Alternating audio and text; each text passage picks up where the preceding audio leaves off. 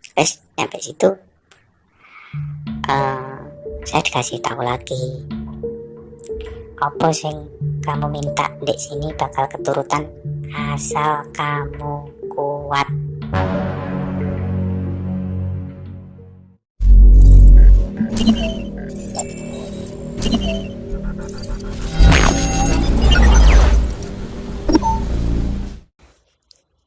Ya, selamat datang di channel Tua City ya. Kali ini saya kedatangan tamu yang sangat istimewa sekali. Udah ada di depan saya.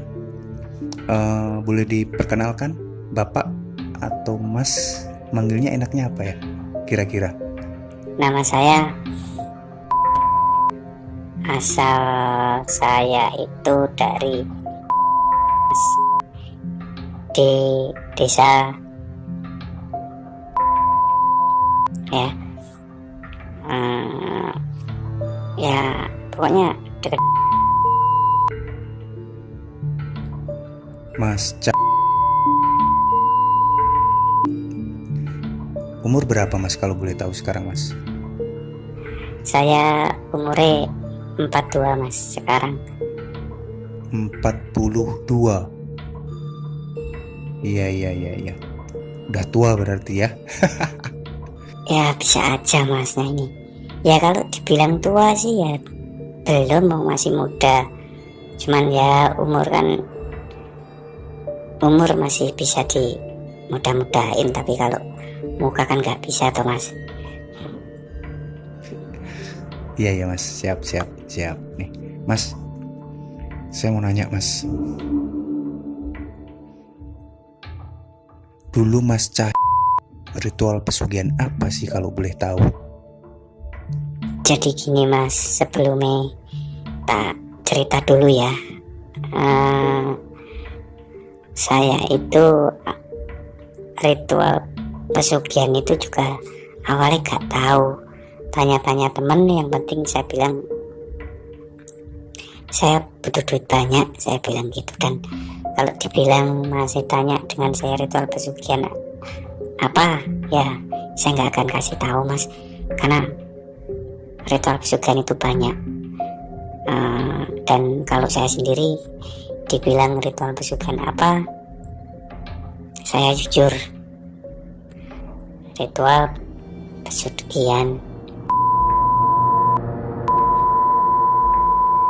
dan itu juga saya baru tahu di Juru Kunci kalau ada ritual pesugihan seperti itu. Mas, boleh diceritakan nggak awal mula kok bisa tertarik dengan pesugihan dan akhirnya melakukan ritual pesugihan? Jadi gini loh Mas, awalnya saya itu kan keluarga anak nomor 1 ya Mas ya dulu. Dan apa, kalau dibilang tertarik ya tertarik, cuman saya balik lagi Mas, saya kebutuhan ekonomi. Sedangkan dulu bapak sama ibu saya itu banyak utang, terlilit utang, semuanya habis Mas. Ya dibilang habis ya habis, nggak tersisa apa-apa. Makan aja kadang susah, kesana main kesini gitu. Pokoknya hidup itu nggak tenang ya Mas. Contoh seperti ini ya Mas Roni,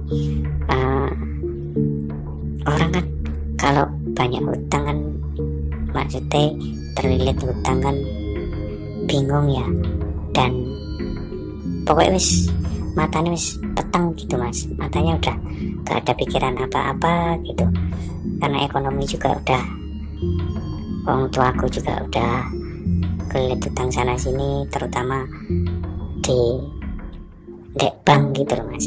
Bank itu udah banyak utangnya, bukan hanya ratusan juta Mas, itu pokoknya itu banyak banget itu. Dihitung ya saya gak ngasih tahu nominalnya piro nih ya mas, maksudnya berapa nih gitu.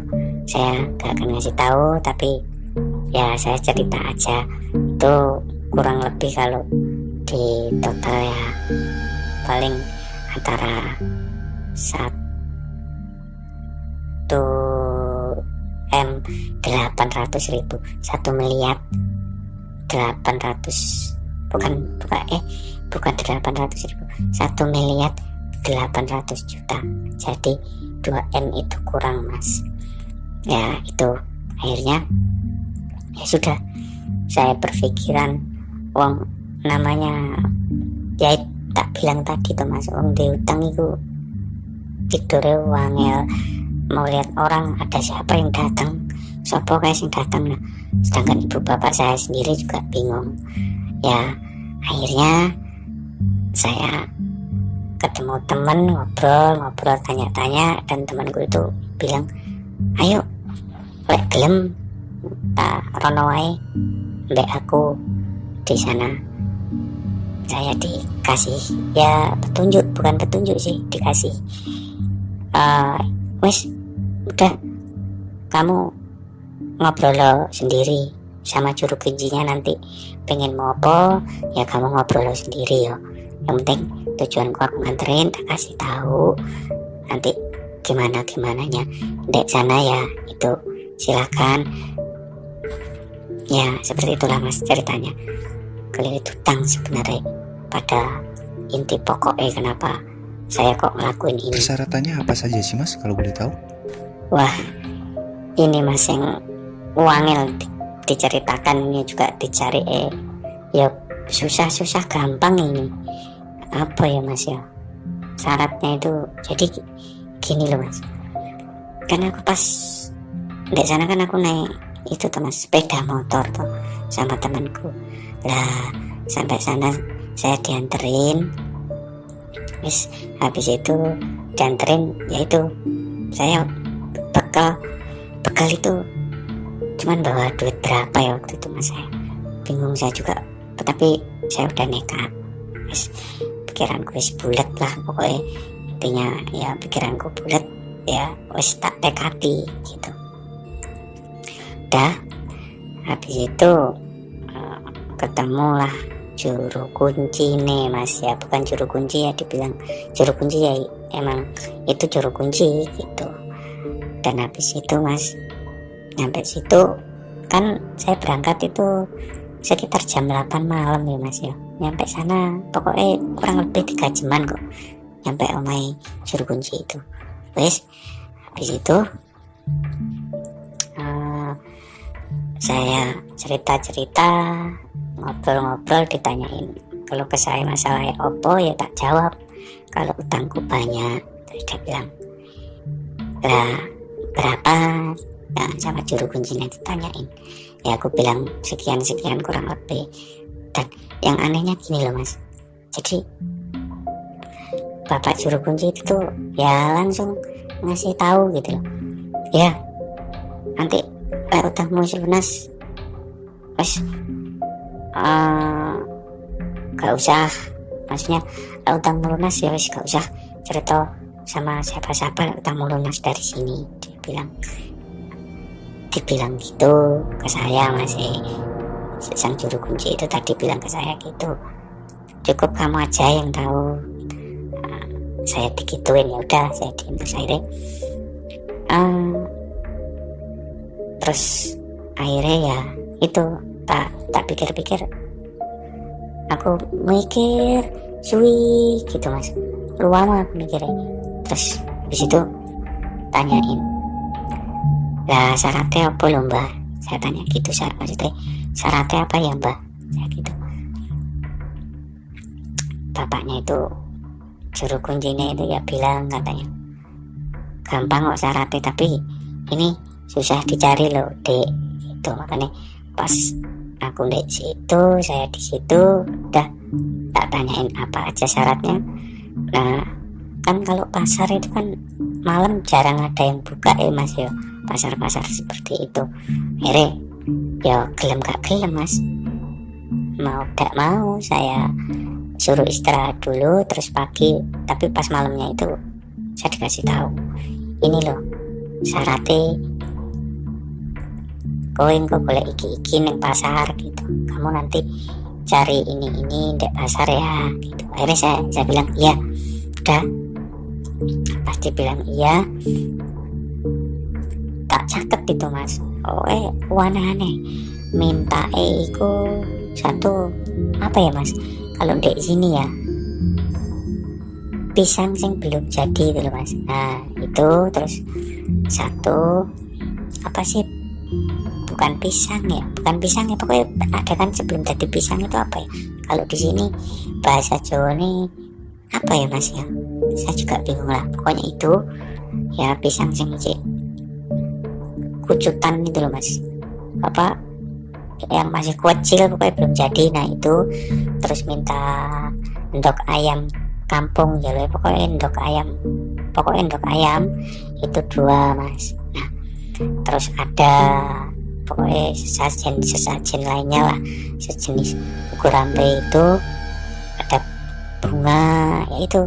Nah aku yang susah itu ya nyari itu tadi mas, aku muter setiap ada orang yang punya pohon pisang mas tak tanyain, ternyata gak ada yang tumbuh ya wis.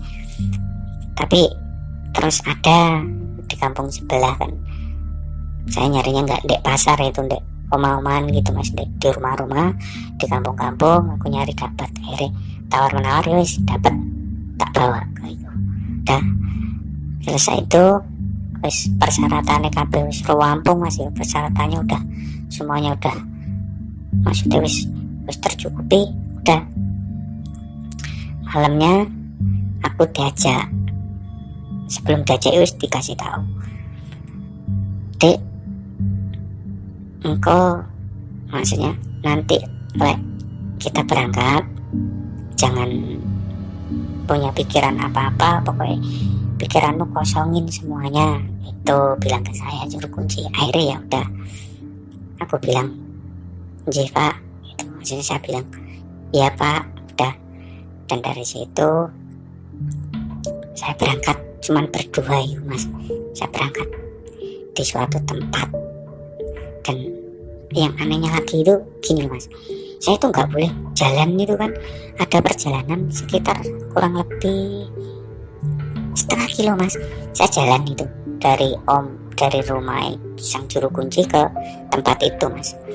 Wes lah habis dari situ dikasih tahu pokoknya jalan aja sampai nengok kanan kiri, wes lurus saya dan pikirannya harus tenang, gak ada pikiran apa-apa kalau berangkat, itu yang bersih. Akhirnya saya ikutin jualan aku mas, aku jualan jauh, jalan-jalan jauh, wes sampai situ saya dikasih tahu lagi, apa sih kamu minta di sini bakal keturutan asal kamu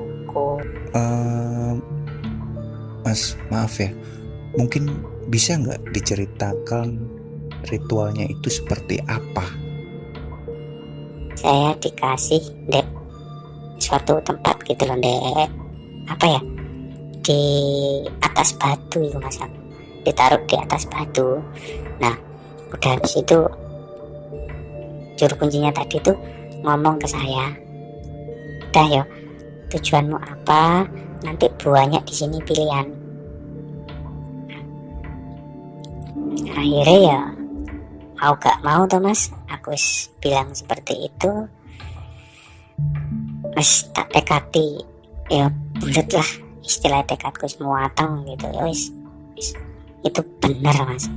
Mari ditinggal sama sang juru kunci kan, aku ditinggal tuh di atas batu itu jan sendiri ya, duduk jan terus rasa takut cemas opo itu loh ada. Wes aku akhirnya dari situ ya sudah wis bilang ada makhluk itu datang, jadi nawarin yang aneh-aneh gitu loh mas. Yang ngerupane yes, ada yang aneh-aneh, yang rupanya mukanya wonge ada yang setengah, ada wewe gombel, kata bahasa orang sini yes, nenek lampir. Oh, banyak jenis hewan-hewan kayak gitu tapi jelmaan itu wakai. Terus aku ingat pesannya sang juru kunci tadi, lek keteko, maksudnya kedatangan yang belum kamu ada di angan-angan, jangan kamu mau diajak gitu. Dan itu ada mas, yang aneh lagi itu ada orang, nggak tahu lah, jadi kayak orang pakai kereta kuda itu loh, tau nggak, yang zaman dulu. Nah habis itu tuh dia datang, ya itu nawari kayak gitu. Jadi nawari, ayo, dia bilang ikut saya aja ke sana. Saya pikirkan, wah aku kalau diajak ini mesti nanti gak bisa balik gitu kan, aku berpikiran gitu, gak bisa pulang. Wis akhirnya tak, wis aku fokus lagi mas gitu, ritual aku fokus, kedatangan lagi mas. Wis badanku wis rasanya wis wedi ya, takut, kayak dibilang adem panas ya mas, itu adem panas. Dan yang terakhir itu ada, yaitu datang mbak-mbak udah tua banget, pakai apa mas ya, kalau ini pakai tongkat gitu, perempuan datang. Dia bilang bahasa Jawa nih gini, le lapo awakmu ning kene gitu. Dan saya ditanya, ngapain kamu di sini? Terus ya tak jawab, mbah saya di sini mau minta duit. Kamu nyari duit di sini ndak ada, tapi saya tahu tempatnya, kalau kamu mau di situ. Aku ditawarin lagi, terus merwinding aku masih kusuk. Udah tua nenek-nenek itu, udah wes umuran berapa ya itu, paling sekitar berapa ya, pokoknya tua banget lah itu. Nah dari situ ya wes aku ikut. Nenek-nenek itu bilang, mbak itu tadi lo bilang, wes toh apa jalukmu pasti gue ke keturutan, maksudnya apa mintamu itu nanti pasti keturutan. Ya wis akhirnya karena di pikiranku aku butuh duit ya wis duit itu mas, jadi ikut mbak itu tadi. Nyampe situ mas, saya itu dikasih tahu lagi sama mbak itu, butuhmu duit le piro, kan ditanyain butuh duit berapa, aku juga bingung sehari. Tapi ya enek perjanjian sampai aku gitu, dengan perjanjian nih engkau aja perjanjian nih saiki, kalau maksudnya sekarang kalau kamu pikiranmu masih tenang ya, belum tenang, tenangin dulu, buletin dulu pikiranmu. Dah akhirnya tak buletin, wis matang banget itu aku mas, wis gak ada pikiran yang lain-lain. Ya wis nyampe situ ya wis udah kejadian itu, udah dari situ ya wis bikin perjanjian. Ya saya tidak akan cerita perjanjiannya apa ya mas ya, pokoknya adalah perjanjian. Apa ada imbal balik atau tumbal yang diminta mas? Iya mas, ada yang diminta ketika saya bikin perjanjian. Ada keluarga saya tahu nggak mas, itu semuanya apa yang tak lihat itu loh, pohon tak apa itu semuanya kayak apa ya mas, rupanya ini mirip gitu loh maksudnya. Rupanya itu mukanya itu loh suama, yang satu mukai bapakku, yang satu mukai ibuku, yang satu mukai ya adik-adikku gitu. Tak lihat, nah ya di situ, ya itu pas aku bikin perjanjian itu.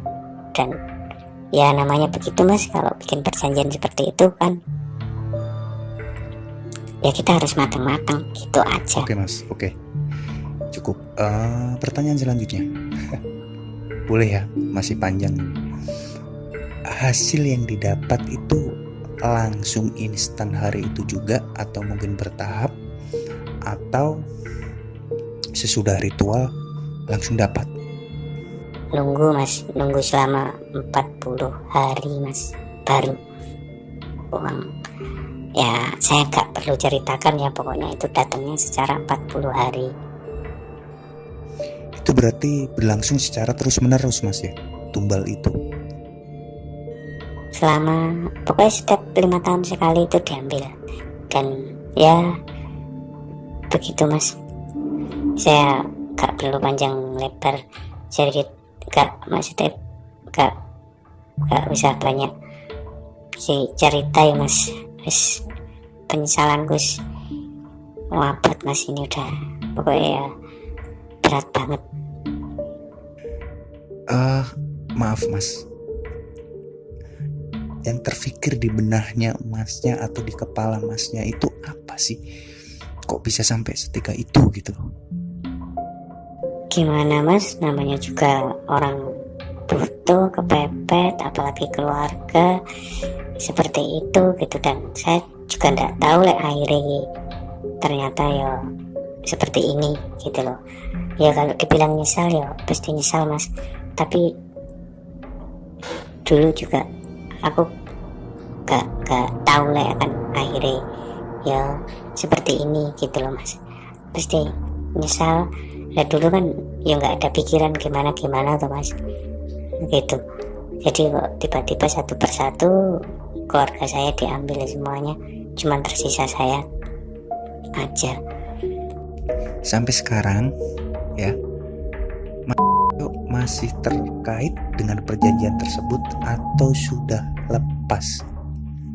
Perjanjian itu ya awalnya dulu nggak bisa, tapi sekarang keluargaku udah habis, tinggal aku sendiri ya.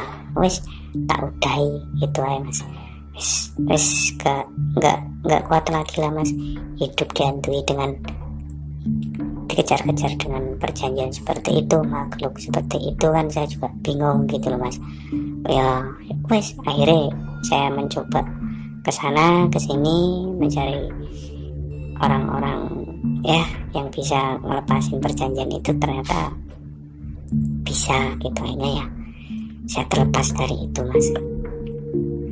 Mungkin ada pesan untuk masyarakat di luar sana atau teman-teman di luar sana dari secara kan yang sudah pernah terjun langsung gitu dan tahu resiko apa yang didapat, terus pengalamannya juga kan udah ada gitu.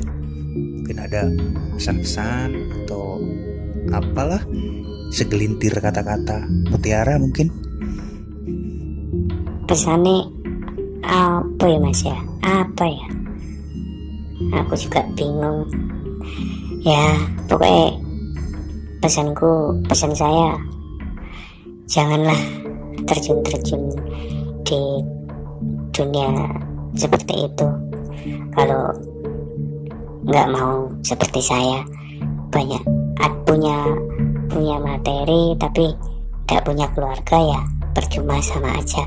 Siapa yang mau kita bahagiain? Intinya jangan sampai menyesal di kemudian hari. Itu ya mas, pesan saya.